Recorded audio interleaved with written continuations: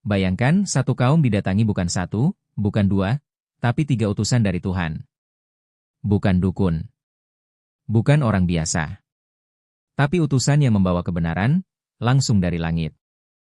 Inilah kisah yang diabadikan dalam Al-Quran. Sebuah kota bernama Antakiyah, yang disebut oleh para mufasir sebagai tempat tinggal satu kaum yang keras kepala dan sombong. Allah berfirman dalam surah Yasin ayat 13. Dan ceritakanlah kepada mereka sebuah kisah penduduk sebuah negeri, ketika datang kepada mereka para utusan. Awalnya, Allah mengutus 2 nabi kepada mereka.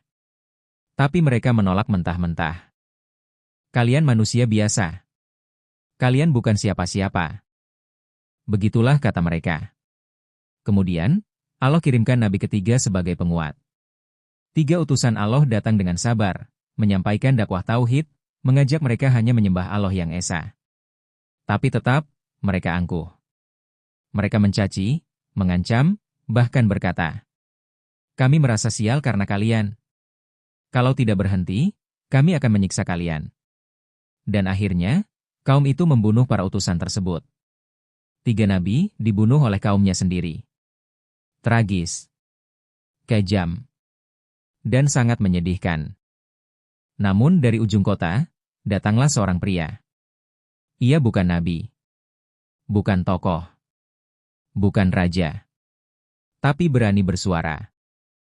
Ia berkata kepada kaumnya, "Ikutilah para utusan. Mereka tidak meminta bayaran apapun. Mereka hanya ingin menyelamatkan kalian."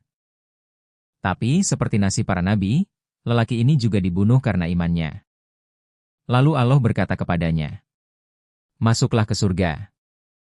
Dan dari surga, dia berkata dengan penuh haru, "Alangkah baiknya seandainya kaumku mengetahui apa yang telah Allah anugerahkan padaku."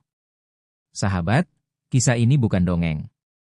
Ini adalah peringatan dari Tuhan semesta alam. Betapa kerasnya hati sebuah kaum, bahkan 3 utusan pun tak mampu menembus keangkuhan mereka. Namun dari seorang lelaki biasa yang beriman, kita belajar satu hal.